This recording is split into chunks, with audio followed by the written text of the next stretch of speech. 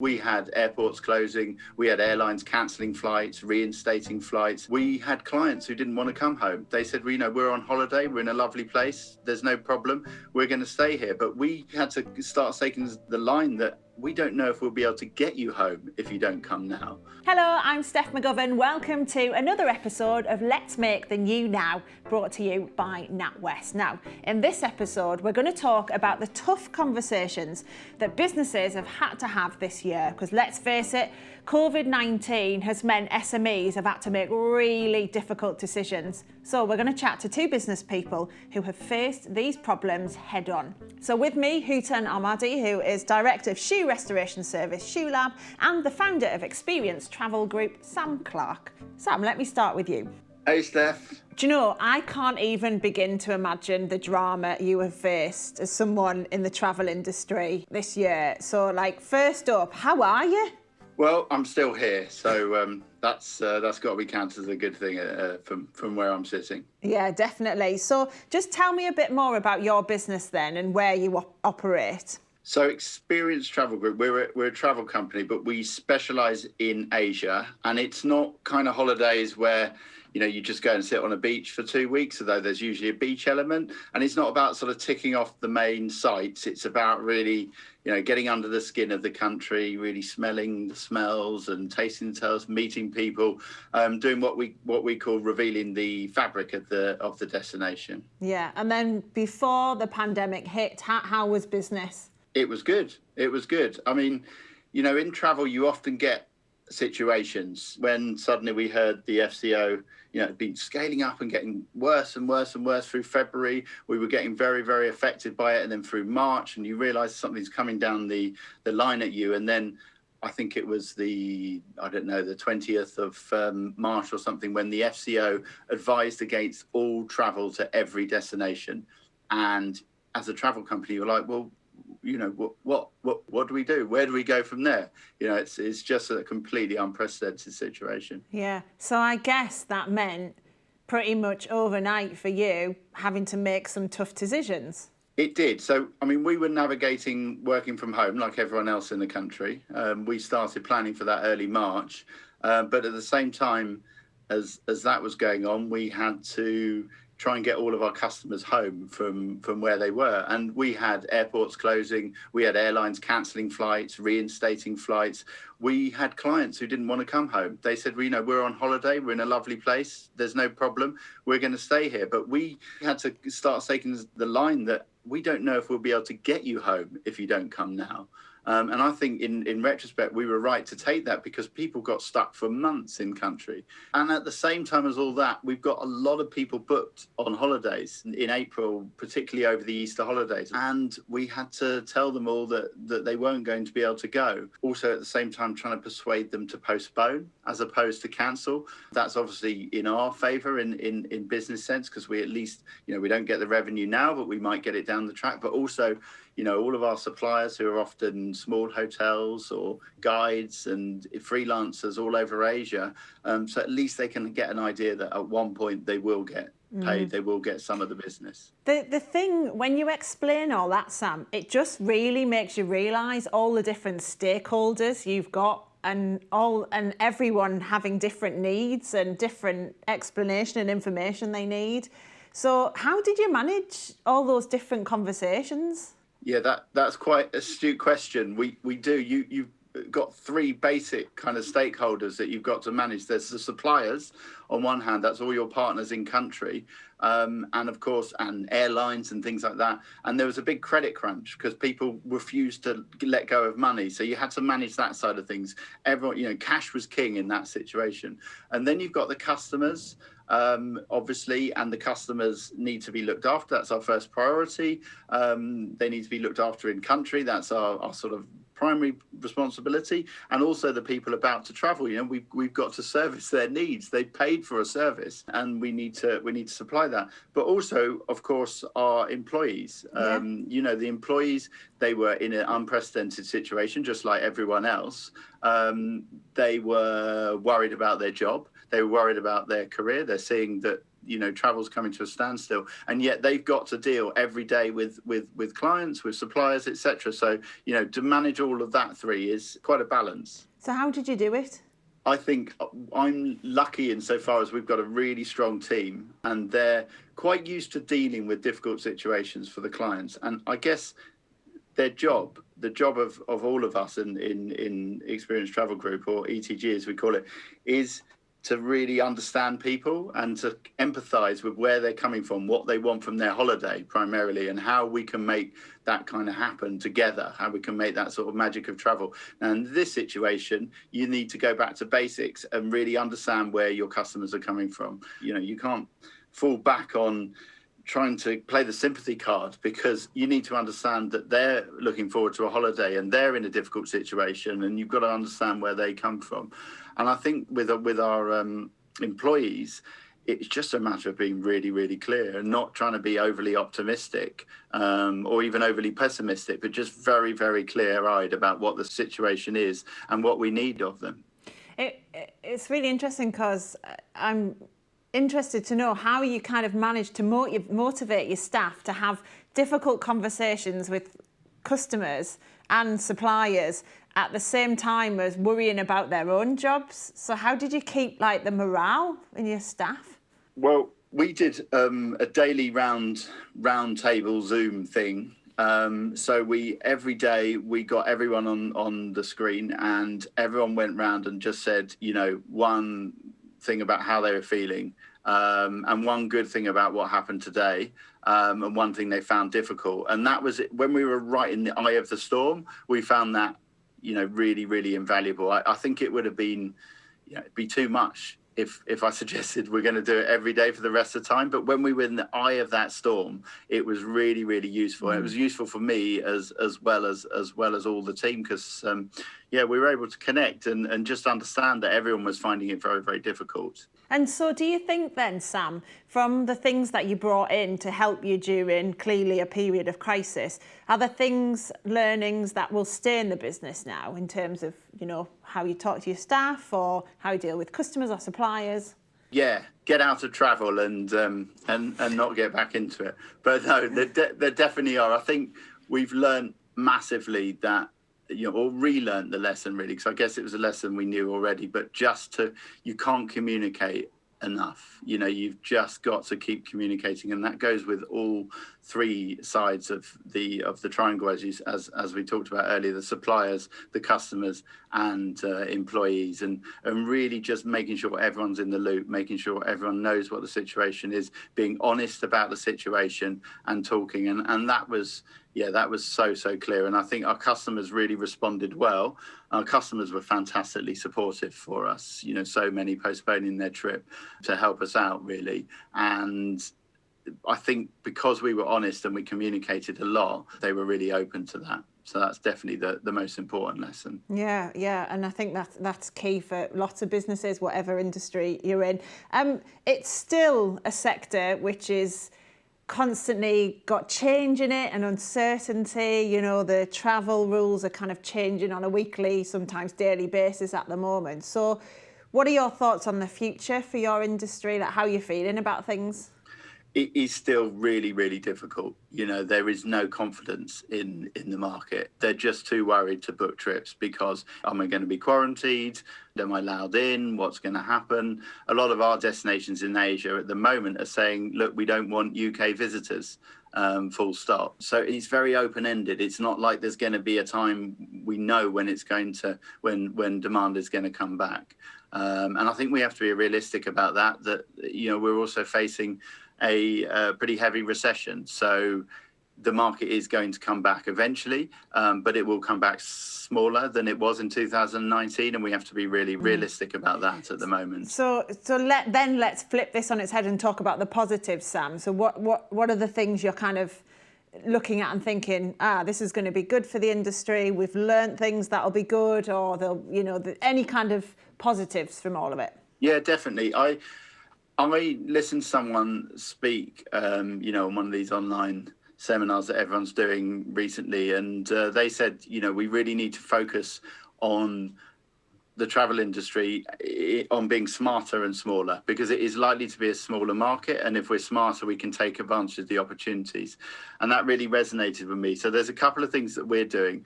And one is, firstly, the key problem at the moment is confidence in the market. What we want to do is talk about travel, want to book travel. We want to start planning. We also want our suppliers, our contacts out there in Asia to be able to feel that business is going to come back at some day. So what we've tried to do is come up with a solution where we can de-risk the booking and planning process. So if you were keen to book a holiday or think about a holiday next year, we'll say, look, come and do that. We'll plan it with you. We'll go through all the normal planning. And what you can do is just pay £100 deposit. So you're not risking anything. And even that is refundable if the trip wasn't to go ahead. But you can still do that planning. And that has a really positive effect on not just our employees, but also our suppliers in country. And it makes it that bit more likely we'll get the business once travel is ready again. So that's the first thing we're doing. The second thing is we've looked at our market and thought that, people have had a hard time, right? So the last 6 months, and, people have, struggled, and it's been very difficult.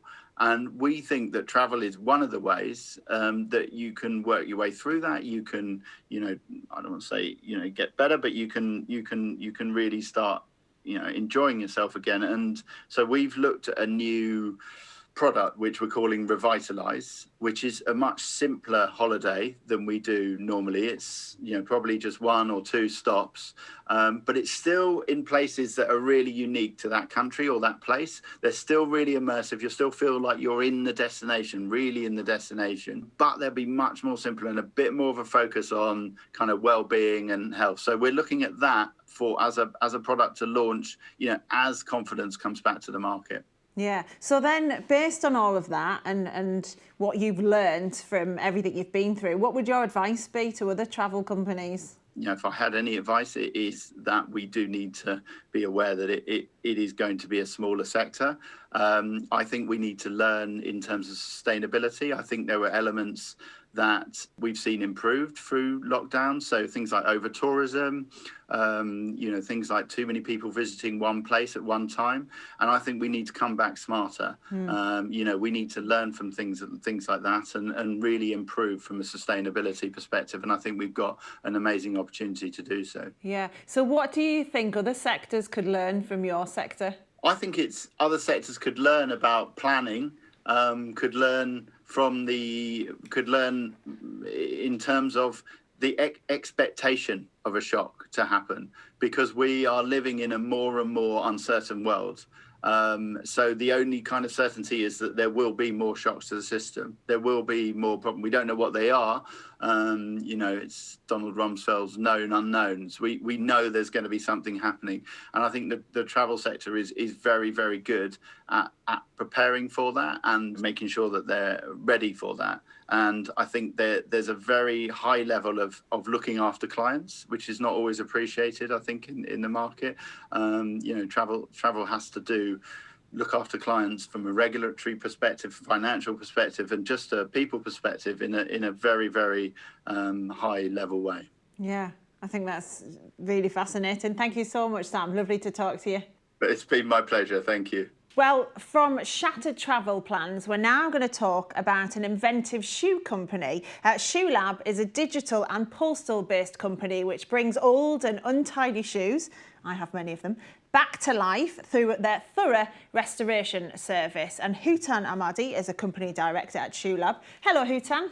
Hi, Steph. Tell me a bit about how Shoe Lab came about then. So a few years back, one of the current directors, who's pretty shoe obsessed, started it with a friend of his, just doing local pickups, cleaning shoes for almost a bit of pocket money. And the business kind of grew organically. And I got to know about it a year ago. A mutual friend of ours said that the guys were looking to make the business a little bit more kind of official, get a little bit more structure around it and grow it. And myself and my wife sent off 10, 15 pairs of shoes and they came back spotless. So we were sold. And that's how really I got involved. It was through that, really. I love the way you tested it first. So can you just explain then, how does it work for customers? So basically, you go on the website. There's 4 options: men's shoes, women's shoes, kids and boots. You pick the option, you pay for the service, you print off the label, put your shoes in a bag or a box, take it to a local DPD point and send it off. And a week later, it comes back brand spanking new. So clearly relying on the postal service, and I imagine it must have been tricky in the height of lockdown, relying on the postal service. Well, it was tricky to start with because we weren't doing a purely postal service before the lockdown. It was still a lot reliant on local pickups, and we were actually trying to change the business into a countrywide kind of postal pickup service through the DPD points. And obviously with the lockdown, you can't have any interaction with anyone, so that side of the business kind of died down. It was a blessing in disguise. We started to develop that kind of drop-off service, and even then a lot of the DPD points are local businesses, and they had obviously closed with everything. So really the business almost came to a halt in kind of the height of the lockdown, and it was quite difficult during that time. So you must have had tough conversations then. Tell us about them. Yeah, I mean, you got to imagine the business really, although it's been running for a few years, it was running under a different brand, and it's been running for around a year or so. So the guys that kind of started the business were really, really obviously upset. We just started to build a bit of momentum, and it was really difficult for them. I think ultimately they understood, and we understood that things that you can control, and things you can't, you just have to adapt. So we took that time.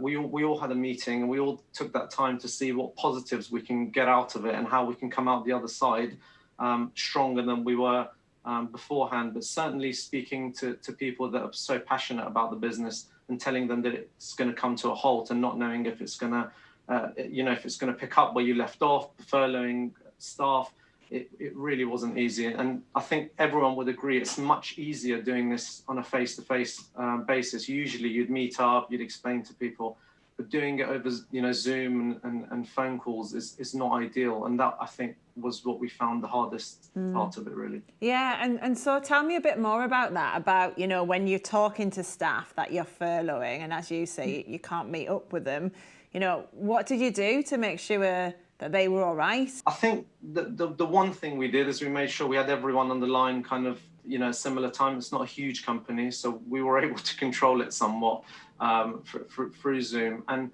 it was really, before speaking to people, coming up with ideas and plans as to how we were going to come out of this stronger than when we went into it. I think if people know that they're going to take and have a little bit of time off, but they're going to come back and their jobs are secure, I think that was really important to make sure that they knew we weren't making cuts nilly-willy. We were going to invest in the company. We promised to do that initially and grow the company.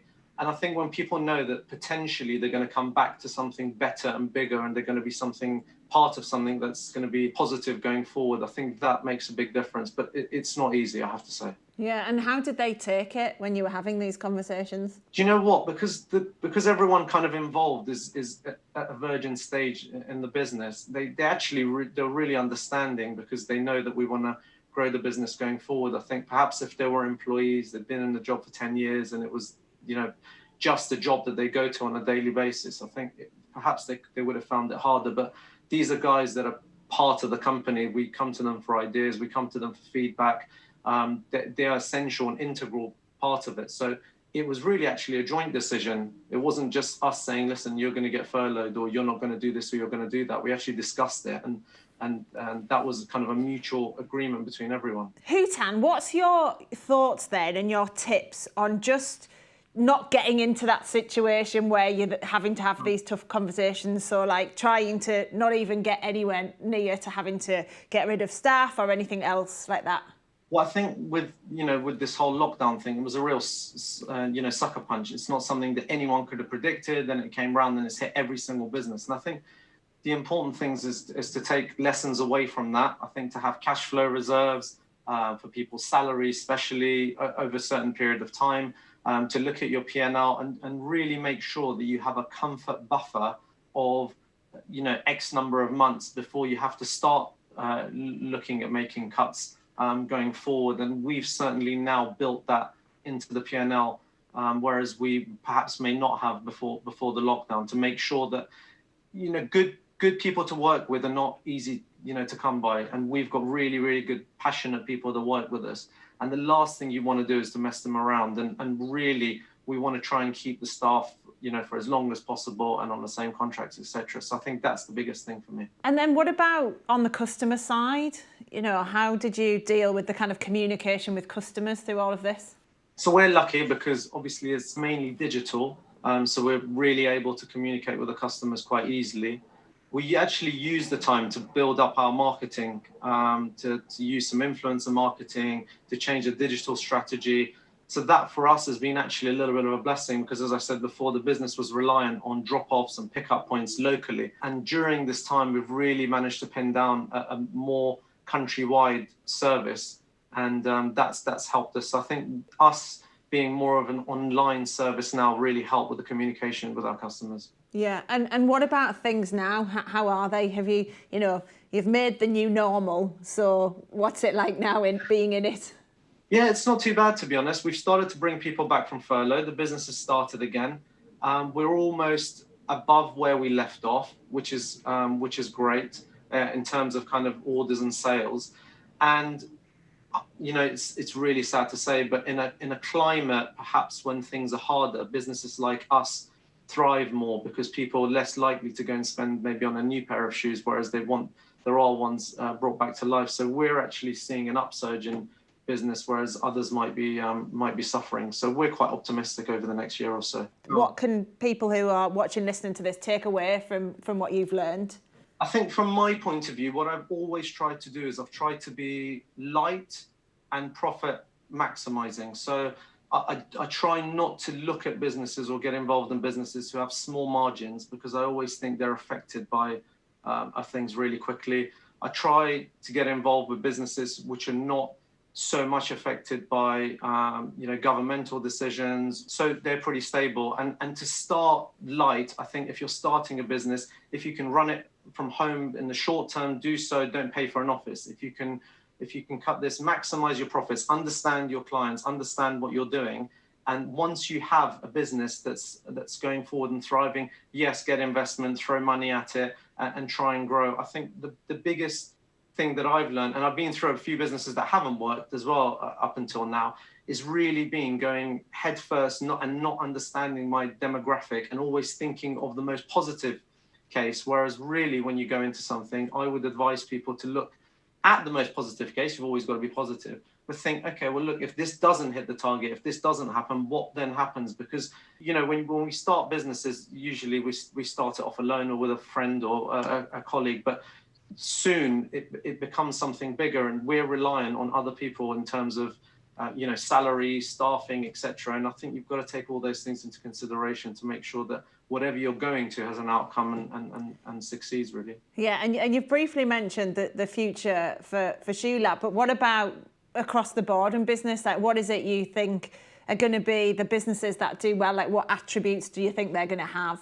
Well, I think it's the ones that can adapt really quickly. I think you've already seen a lot of people started working from home, a lot of people using technology a lot more.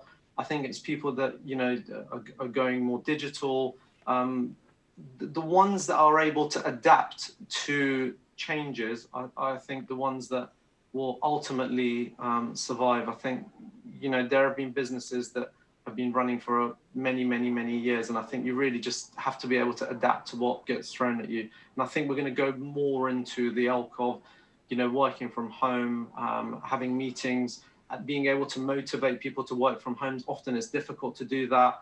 I think those are the things that people need to really take on board going forward. Yeah, Hutan, thank you very much. I really appreciate your time.